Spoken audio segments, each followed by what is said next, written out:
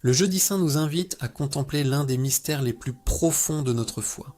En lavant les pieds de ses disciples, Jésus révèle que la véritable grandeur divine réside dans le service. Saint Jean Chrysostome affirme que ce geste résume toute l'économie de l'incarnation. Le Seigneur descend volontairement aux pieds de l'humanité avec toutes ses faiblesses et impuretés. Cette logique divine contredit les valeurs du monde, c'est en s'abaissant que Dieu nous élève. L'incarnation trouve son accomplissement dans ce geste d'amour sacrificiel qui nous enseigne le chemin vers la résurrection. Saint Jean Chrysostome voit l'incarnation dans ce geste. Dieu devient serviteur. Saint Cyril d'Alexandrie y trouve la purification. Les pieds souillés représentent le péché transformé par la grâce. Les paroles de Jésus instituent un commandement nouveau, l'amour dans le service mutuel. Jean 13. Saint Grégoire de Nyssa révèle la filiation divine. La vraie grandeur consiste dans la kénose, l'auto-videment sacrificiel, jamais dans l'oppression. Ces 4 dimensions forment une harmonie de grâce où tout converge vers le cœur de l'amour divin. Le paradoxe merveilleux, Dieu descend pour que l'humanité s'élève. Cette courbe n'est pas une chute, mais un mouvement d'amour pur. Le Christ accepte de laver nos péchés, notre fragilité, notre boue humaine. Cet abaissement n'est jamais une humiliation forcée, mais un choix libre de l'amour infini. Aujourd'hui encore, le Seigneur descend aux pieds de notre humanité blessée pour nous purifier. Ce mystère nous enseigne que le chemin vers le ciel passe par l'acceptation consciente de notre condition humaine, transformée par la grâce divine. Saint Augustin révèle une logique profonde. La table du pain, Eucharistie, et la table de l'action, service, expriment une seule grâce, l'offrande totale de soi. Isoler l'une de l'autre crée une contradiction. Recevoir le sacrement en refusant de servir est un mensonge. L'Eucharistie, sans le lavement des pieds, devient vide de sens. L'Église primitive comprenait cette unité indissociable. On ne communiait que si on était prêt à servir. Cette sagesse nous manque aujourd'hui. Communier authentiquement signifie accepter que ce ne sont plus nos mains qui agissent. Le Christ n'a pas choisi les plus grands ou les meilleurs pour laver leurs pieds. Tous sont soumis à la faiblesse. C'est l'illusion du mérite qui nous trompe.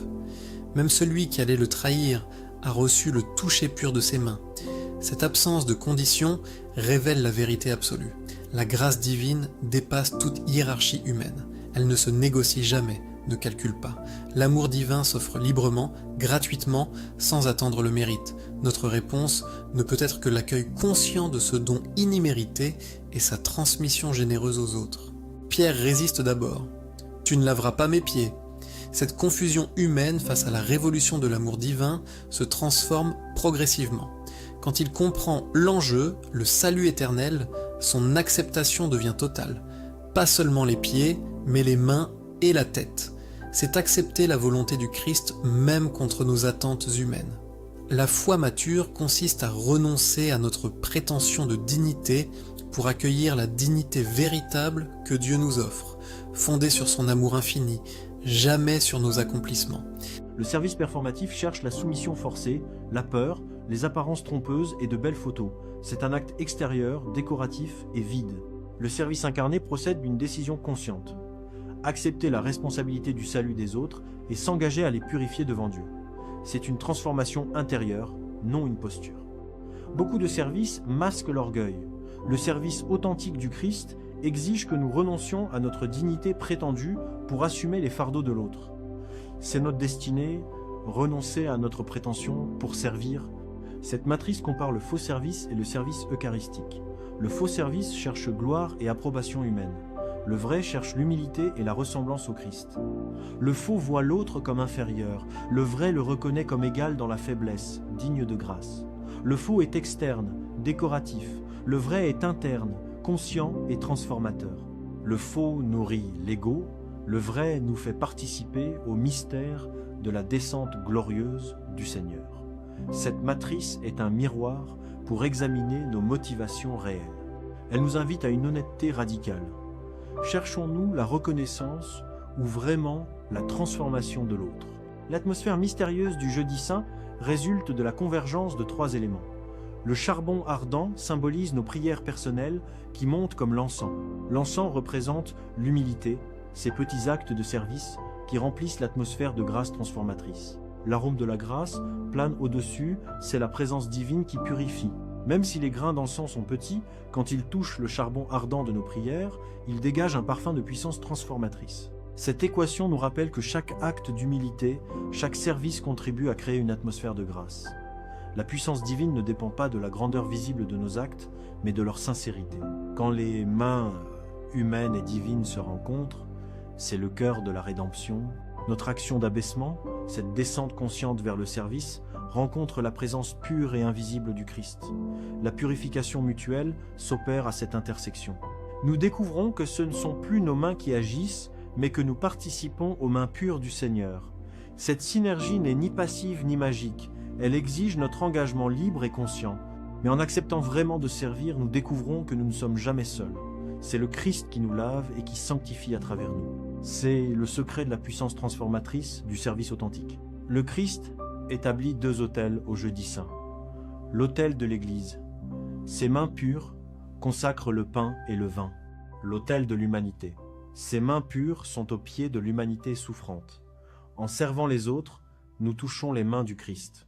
Cette double sacramentalité montre qu'on ne peut isoler l'Eucharistie du service. Recevoir le corps du Christ en refusant de toucher la douleur des autres est une contradiction. L'Église primitive comprenait cette unité. On ne communiait à l'autel de l'Église que si on était prêt à communier à l'autel de l'humanité. Un nouveau sacerdoce émerge, celui de l'humanité que le Christ sanctifie en la servant. Nous sommes tous appelés à ce ministère sacerdotal double. Le sacerdoce de l'humilité se déploie en 3 étapes. D'abord, l'approche consciente de l'autel de Dieu, moment où nous nous unissons au Fils avec honnêteté radicale. Ensuite, l'inclinaison consciente devant les besoins humains, c'est le cœur du service authentique. Enfin, la transfiguration. Notre humanité est transformée par l'amour divin en création nouvelle. L'âme heureuse s'incline avec conscience et humilité pour élever les autres. Le paradoxe chrétien, celui qui s'abaisse s'exalte. Celui qui se fait serviteur devient libre. Cette progression montre que le sacerdoce de l'humilité transforme concrètement notre vie quotidienne. Dans un monde qui valorise l'accumulation et la domination, le jeudi saint proclame une contre-vérité radicale. Celui qui veut être grand doit se faire serviteur. Marc 10, 44. Ce n'est pas une morale naïve, mais la révélation du cœur de l'amour éternel de Dieu. Le lavement des pieds invite chaque génération à reprendre le linge et le bassin pour découvrir, dans le service authentique, l'accès à la véritable liberté. Cette liberté n'est pas absence de contraintes, mais capacité à aimer sans attendre de retour, à servir sans calculer. C'est en acceptant de laver les pieds de l'humanité que nous entrons dans l'amour éternel du Père.